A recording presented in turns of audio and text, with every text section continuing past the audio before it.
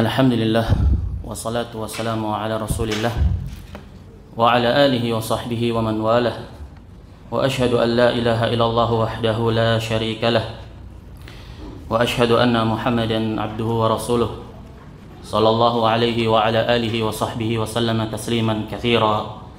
Thumma amma ba'd. Insyaallah pada malam ini kita akan mulai kajian perdana pembahasan kitab Al-Kabair karya dari Al-Imam Adz-Dzahabi rahimahullah. Sebagaimana telah tetap di dalam setiap jiwa dan Allah Subhanahu wa taala juga telah menjelaskan bahwasanya Allah Subhanahu wa taala tidaklah menyamakan sesuatu yang bertolak belakang. Tidaklah menyamakan antara kebaikan dan keburukan. Tidaklah menyamakan antara pelaku kebaikan dan pelaku keburukan. La yastawiyan. Keduanya tidak akan pernah sama. Dalil-dalil di dalam Al-Qur'anul Karim yang menjelaskan tentang yang demikian itu sangatlah banyak. Allah Subhanahu wa taala berfirman di surat As-Sajdah di ayat yang ke-18, "Afaman kana mu'minan kaman kana fasiqa la yastawun." Apakah orang-orang yang beriman itu sama dengan orang-orang yang fasik? Tentu tidaklah sama. Allah Subhanahu wa taala juga berfirman di dalam surat Al-Hasyr di ayat yang ke-20, "La yastawi ashabun nari wa ashabul jannah. Ashabul jannati humul faizun." Tidak akan sama antara penduduk neraka dan penduduk surga. Penduduk surga itulah orang-orang yang menang, orang-orang yang sukses. Maka syariat yang sempurna, yang mulia, yang penuh dengan hikmah ini tidak pernah menyamakan antara sesuatu yang bertolak belakang, antara dua yang saling bertentangan. Dan orang-orang yang mengetahui, orang-orang yang berilmu tidaklah sama dengan orang-orang yang tidak memiliki pengetahuan. Pembahasan berkaitan dengan kitab Al-Kabair yaitu berisi penjelasan tentang dosa-dosa besar. Permasalahan berkaitan dengan Al-Kabair ini telah ditulis oleh beberapa ulama. Di antaranya adalah Al-Imam Adz-Dzahabi rahimahullah di dalam kitab ini. Dan di antara para ulama yang menyebutkan tentang pembahasan berkaitan dengan Al-Kabair, di antaranya adalah Ibnu Hajar Al-Haytami dan juga Al-Imam Al-Mujaddid Muhammad bin Abdul Wahhab rahimahullah. Pembahasan berkaitan dengan Al-Kabair tidak bisa lepas dari pembahasan berkaitan dengan keimanan. Di sisi ahli sunnah wal jamaah, keimanan itu memiliki 3 rukun, 3 pilar yang harus ada, tidak bisa tidak. Keimanan dalam akidah ahli sunnati wal jamaah didefinisikan dalam 3 usul atau 3 rukun. Yang pertama adalah qaulun bil lisan, ucapan dengan lisan. Amantu billah, aku beriman kepada Allah. Dan an-nutqu bi syahadatain, mengucapkan 2 kalimat syahadat, asyhadu an la ilaha illallah Muhammadur Rasulullah. Naam. Kemudian rukun yang kedua yaitu al-i'tiqad bil janan, keyakinan yang terpatri dari dalam sanubari, meyakini apa yang telah dia ucapkan. Dalam pembahasan ini tentu berkaitan dengan keimanan, rukun-rukun iman yang 6. Syahrul, apa rukun iman yang 6? Al-imanu billah wa malaikatihi wa kutubihi wa rusulihi wal yaumil akhir wal qadari khairi wa syarri.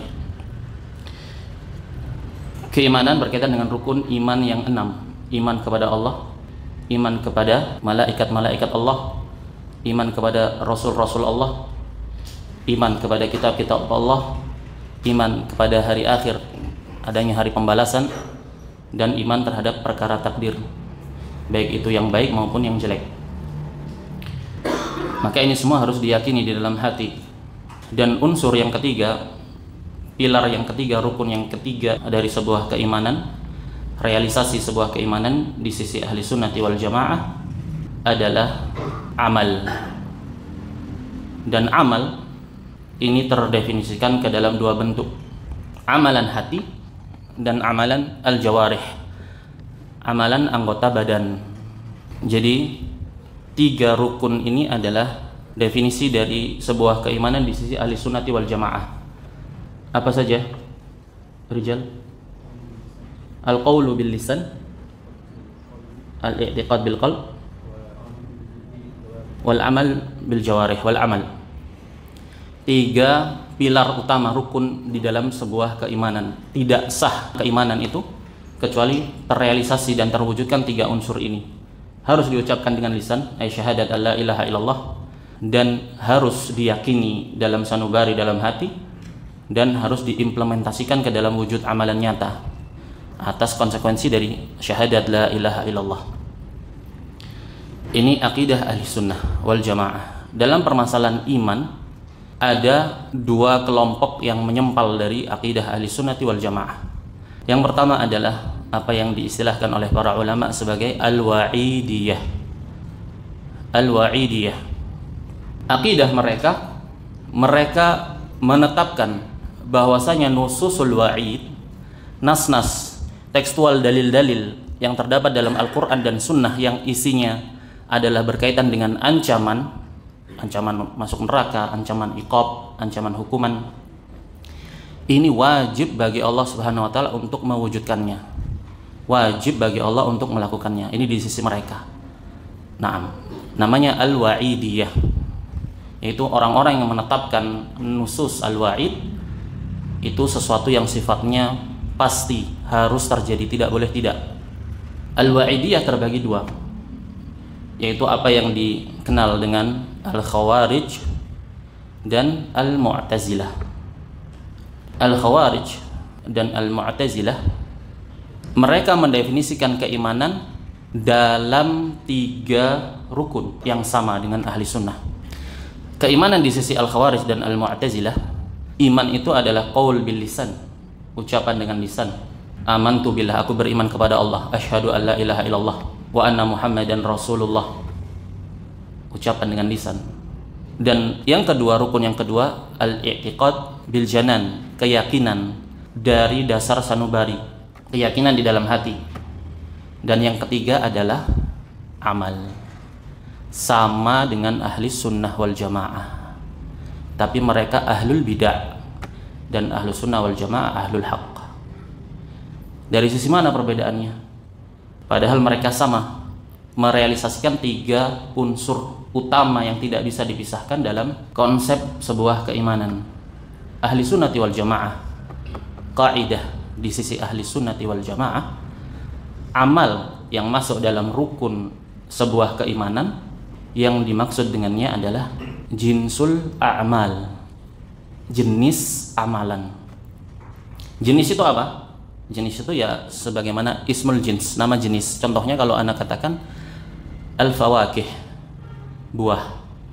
Buah itu nama jenis, mencakup di dalamnya, di bawahnya apel, semangka, durian, dan berbagai macam jenis buah-buahan. Semuanya itu tersatukan dalam nama jenis. Apa namanya? Buah. Begitu pula amal. Amal itu adalah nama jenis. Di bawah nama amal terdapat padanya sekian banyak amal. Salat, puasa, zakat, haji, birrul walidain, umrah, talabul ilm, infak. Banyak. Jadi di sisi ahli sunnati wal jamaah, amal yang menjadi rukun dalam konsep keimanan yang dimaksud adalah jinsul a'mal, jenis amalan secara menyeluruh. Jenis amalan secara menyeluruh, atau ahadul a'mal, satuan dari amalan-amalan yang datang dalil padanya menjelaskan bahwasanya seseorang yang tidak mewujudkan ahadul a'mal, satuan dari jenis amal tadi, maka teranggap tidak mewujudkan hakikat keimanan. Contohnya sholat, datang dalam dalil menjelaskan bahwasanya orang yang meninggalkan sholat maka dia tidak mewujudkan hakikat keimanan, berarti tidak sah keimanannya, bukan termasuk orang mukmin. Rasul sallallahu alaihi wasallam bersabda, al-ahdu alladhi bainana wa bainahum as-salah, faman tarakaha faqad kafar. Perjanjian antara kami dan mereka adalah salat, maka siapa saja yang meninggalkan salat sungguh dia telah kafir. Ini nas dari Nabi sallallahu alaihi wasallam. Dan salat adalah ahadul a'mal, salah satu dari jenis amal. Jadi kaidah di sisi ahli sunnah, akidah ahli sunnah, amalan itu adalah yang dimaksud dengannya jinsul a'mal, amalan secara menyeluruh. Maksudnya bagaimana? Seseorang yang bersyahadat la ilaha illallah Muhammad Rasulullah, dia yakini di dalam hati, tapi dia tidak sholat, tidak puasa, melakukan kesyirikan, tidak haji, tidak melakukan amalan, yang penting yakin, maka dia tidak mewujudkan hakikat keimanan. Nah, atau seseorang mewujudkan bersyahadat la ilaha illallah Muhammad Rasulullah, meyakininya di dalam hati, puasa, haji, zakat, tapi dia tidak melakukan salat. Yang salat tadi termasuk ahadul a'mal, salah satu dari amalan-amalan. Tapi datang nas menjelaskan bahwasanya siapa yang meninggalkan amalan tersebut, maka dia tidak merealisasikan hakikat keimanan. Ini kaidah di sisi ahli sunnah wal jamaah. Adapun di sisi khawarij, mereka mengatakan amal yang termasuk dari rukun sebuah keimanan, yang dimaksud dengannya adalah ahadul a'mal, satuan dari amal. Maka orang yang bersyahadat la ilaha illallah Muhammadur Rasulullah, meyakininya di dalam hati, sholat, puasa, zakat, tapi nggak haji. Ada kemampuan untuk haji, tapi dia nggak haji. Enggak lah, sayang uang anak, sayang uang saya, atau haji capek, terlalu padat, nggak mau haji, meninggalkan secara sengaja. Dia meyakini haji wajib, naam haji wajib, tidak dia ingkari, cuman dia tidak berhaji. Nah, di sisi ahli sunnah, orang yang seperti ini mukmin, naqisul iman, dia seorang mukmin, hanya saja imannya kurang. Tapi di sisi khawarij, karena dia meninggalkan ahadul a'mal, salah satu dari jenis amal, yaitu apa tadi? Contohnya haji, maka teranggap kafir. Begitu pula pelaku dosa besar, pelaku kabair, dosa besar. Di sisi al-khawarij, mereka kafir. Makanya al-khawarij ciri identiknya adalah mengkafirkan pelaku dosa besar. Kenapa? Karena orang yang melakukan dosa besar, sejatinya dia telah meninggalkan amal. Telah meninggalkan amal. Otomatis orang yang meninggalkan amal, membatalkan seluruh amalannya, teranggap dia tidak merealisasikan hakikat keimanan, maka dia bukan orang-orang mukmin. Jadi perbedaan antara ahli sunnah dan khawarij dari sisi permasalahan apa? Amal. Sama-sama meyakini bahwasanya amal itu rukun dalam konsep keimanan yang tidak bisa dipisahkan. Hanya saja bedanya, ahli sunnah meyakini amal yang dimaksud sebagai rukun yaitu jinsul amal secara keseluruhan. Orang yang meninggalkan amalan sama sekali, maka dia tidak beriman, atau meninggalkan salah satu dari jenis amal yang ada padanya dalil. Tapi di sisi khawarij, amal yang dimaksud dalam rukun keimanan yaitu mereka yang meninggalkan ahadul a'mal secara mutlak. Nah, makanya pelaku dosa besar mereka hukumi sebagai orang-orang kafir. Kenapa? Karena mereka membatalkan keimanannya. Wa man lam yahkum bima anzalallah faulaika humul kafirun. Berdalil dengan dalil ini, siapa yang tidak berhukum dengan apa yang telah Allah turunkan, maka dia telah kafir, maka mereka itu telah kafir.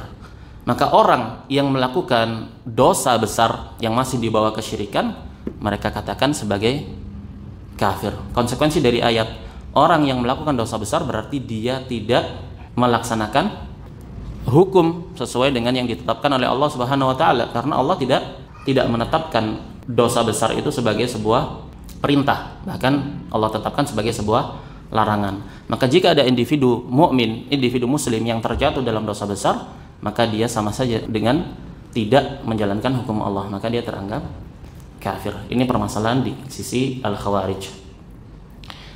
Al-khawarij saudaranya adalah al-mu'tazilah dalam permasalahan keimanan. Perbedaannya dengan al-khawarij, kalau al-mu'tazilah, pelaku dosa besar itu kekal di neraka. Pelaku dosa besar kekal di neraka. Tapi di dunia mereka fi manzilatin baina al-manzilatin. Mereka ada di suatu kedudukan di antara dua kedudukan, iman dan kufur. Tidak bisa dikatakan iman. Kenapa? Karena terjatuh dalam dosa besar.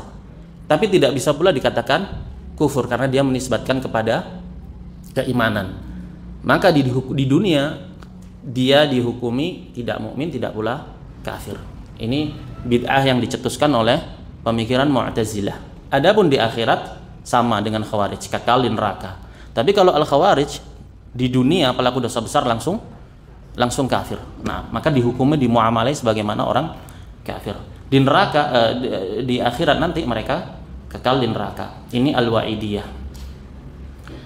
Kelompok satunya yang menyempal dari ahlu sunnah dalam permasalahan keimanan adalah al-Murji'ah.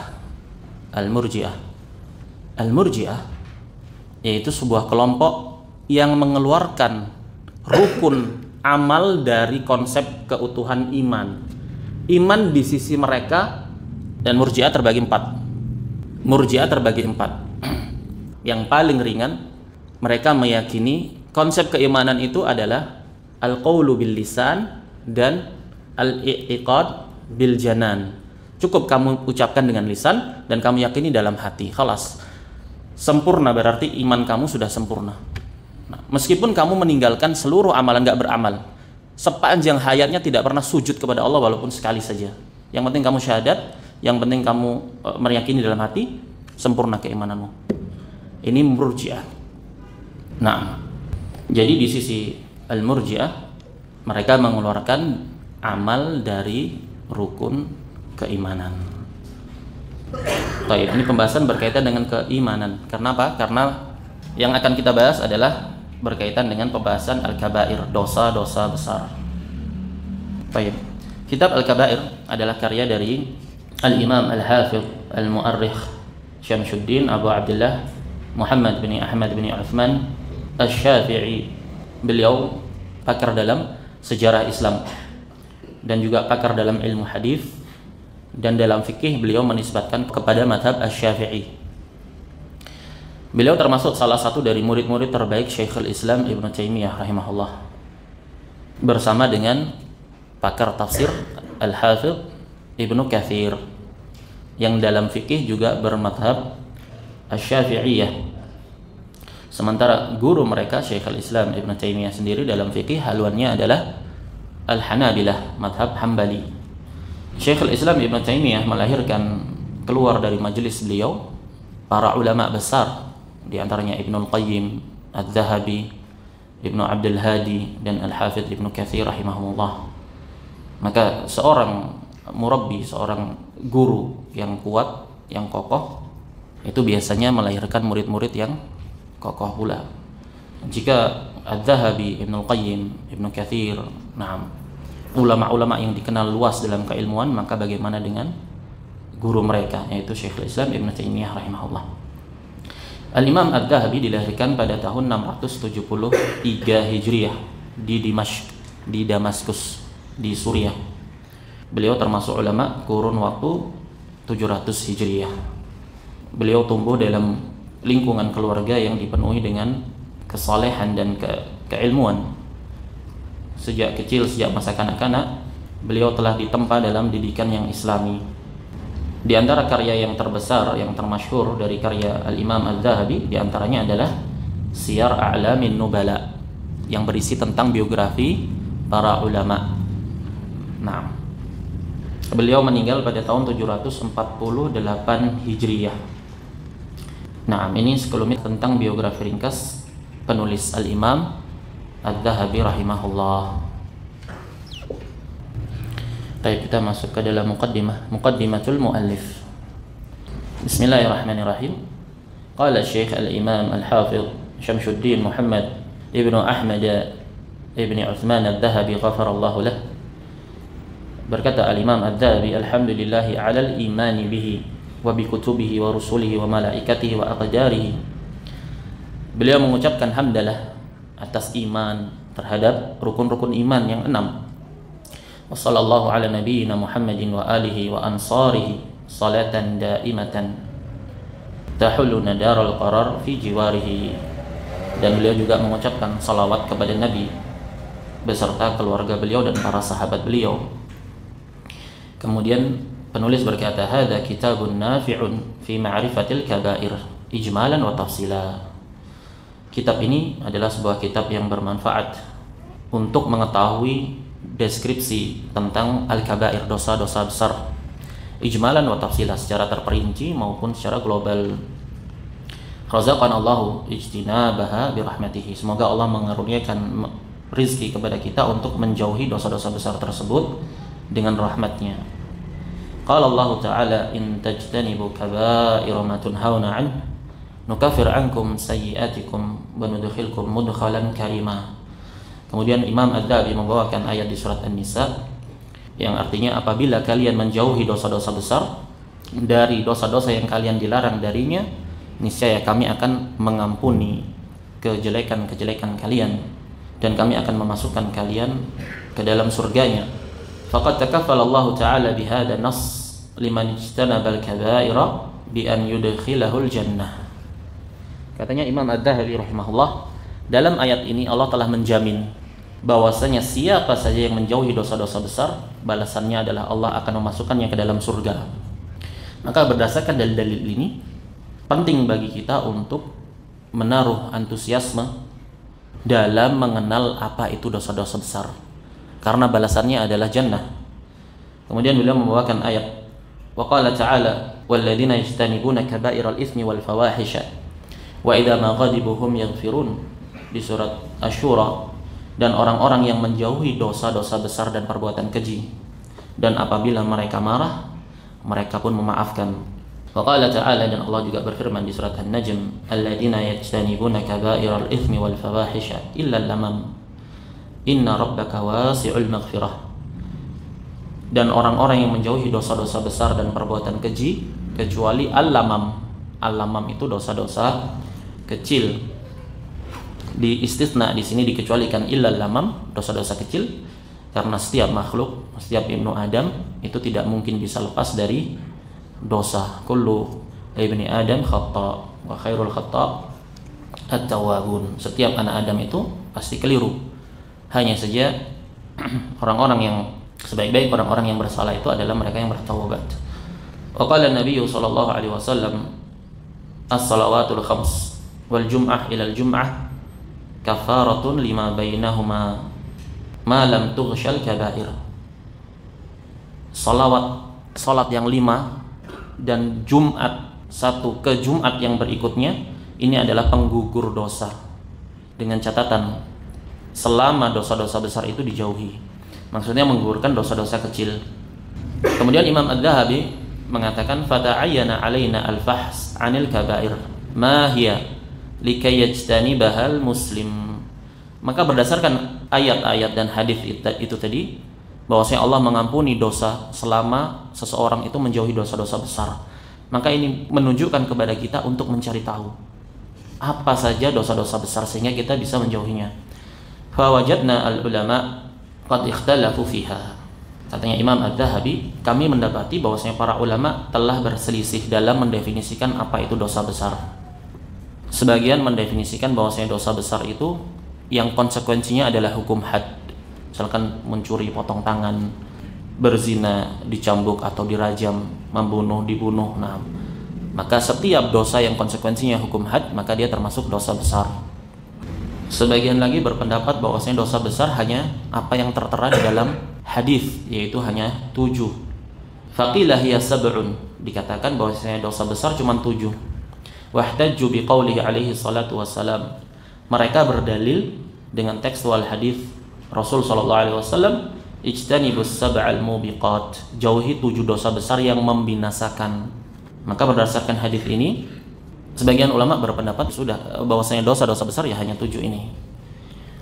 Fadzakara asy-syirka was-sihr wa qatl an-nafs wa akla malil yatim wa akla riba wa tawalli yaum az-zahaf.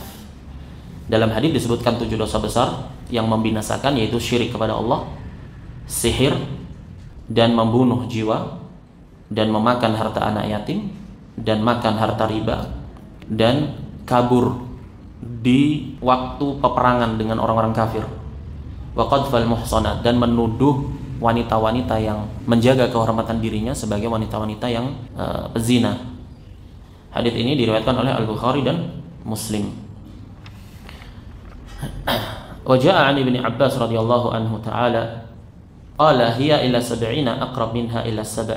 Ibnu Abbas memahami dosa besar itu, beliau mengatakan ketika mengomentari, memberikan catatan terhadap hadis tentang jauhilah 7 dosa besar yang membinasakan, beliau mengatakan kepada 70 itu lebih dekat daripada cuman 7. Kemudian Imam Ad-Dhahabi mengatakan wasadaq wallahi Ibnu Abbas, benar demi Allah Ibnu Abbas. Maksudnya Imam Ad-Dhahabi lebih merojihkan, menguatkan pendapat bahwasanya hadis yang menjelaskan bahwasanya jauhilah 7 dosa besar yang membinasakan itu tidaklah menunjukkan pembatasan. Hanya saja dari dosa-dosa besar yang ada, 7 perkara yang disebutkan secara spesifik oleh Rasul sallallahu alaihi wasallam ini adalah sebesar-besar dosa besar. Wal haditsu fama fihi hasrul kaba'ir, katanya Imam Ad-Dhahabi, hadis tidak menunjukkan pembatasan. Hadis 7 dosa besar yang membinasakan itu, kata Imam Dhahabi, tidak menunjukkan pembatasan. Walladhi yuttajahu wa yaqumu alaihi dalil anna man irtakaba hauban min hadhihi al-adha'im mimma fihi haddun fid dunya qal qatli wa zina wa sirqah aw jaa fihi wa'idun fil akhirah min adabin aw ghadabin aw tahdidin aw la'ni fa'ilihi ala lisan nabiyyina Muhammadin sallallahu alaihi wasallam fa innahu kabiratun wa la budd. Katanya Imam Ad-Dhahabi, untuk mendeskripsikan sebuah dosa besar, masuk dalamnya 7 dosa besar yang membinasakan. Masuk pula segala dosa yang konsekuensinya ada hukum had padanya. Naam, seperti zina, membunuh, mencuri. Dan masuk pula segala dosa yang dijelaskan, diikuti penjelasan berupa adanya ancaman atau adab atau kemarahan Allah Subhanahu wa taala. Naam, atau terlaknat pelakunya misalkan. Maka ini semua menunjukkan dosa besar. Misalkan wailul lil aqabi minan nar, awas celaka tumit-tumit yang tidak terkena air wudu, tidak terbasuh air wudu, awas dari api neraka. Tekstual ini berarti apa? Ada padanya terdapat ancaman dengan neraka. Maka apa saja yang menunjukkan padanya ancaman teranggap dosa besar. Nah, dan ini pendapat dikuatkan oleh Ibnu Abbas dan Sa'id bin Jubair dari kalangan sahabat dan dari kalangan tabi'in Al-Hasan Al-Basri. Nah, dan juga dipilih oleh Syekhul Islam Ibnu Taimiyah dan Imam Ad-Dhahabi. Jadi dosa besar apa deskripsinya? Aba Haidar, apa itu dosa besar?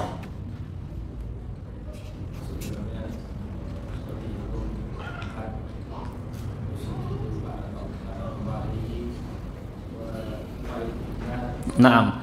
Jadi dosa besar sifatnya umum. Dosa besar adalah yang terdapat padanya ancaman dengan neraka, dengan adab, naam, dan adanya laknat. Misalkan la'anallahu ar-rashi wal murtashi. Allah melaknat orang yang menyuap dan orang yang disuap. Berarti apa hukum suap? Dosa kecil atau dosa besar? Dosa besar. Berdasarkan apa? Deskripsi dari makna dari dosa besar. Baik, ma'a taslimi dzalika anna ba'dal kaba'ir akbar min ba'd. Dan juga bahwasanya dosa-dosa besar itu bertingkat-tingkat. Grade dan levelnya bertingkat-tingkat. Sebagian lebih besar dari sebagian yang lain. Ala tara annahu alaihi salatu wassalam ada syirka billahi minal kabair. Tidakkah engkau perhatikan bahwasanya Nabi SAW menggolongkan kesyirikan, disebutkan bahwasanya jenis dosa besar yang pertama adalah kesyirikan kepada Allah. Padahal pembahasannya berkaitan dengan apa? Dosa-dosa besar, al-kabair. Dikatakan di sini, tidakkah engkau lihat bahwasanya Nabi SAW menggolongkan, mengkategorikan kesyirikan kepada Allah sebagai dosa besar. Ma'anna murtakibahu mukhalladun finnar wa la yughfaru lahu abada. Padahal pelaku kesyirikan yang mati dalam keadaan kufur, tidak bertaubat, maka dia kekal di neraka, tidak akan diampuni. Qala Allah Ta'ala berdasarkan firman Allah di surat An-Nisa, Innallaha la yaghfiru an yushraka bihi wa yaghfiru ma duna dzalika liman yasha.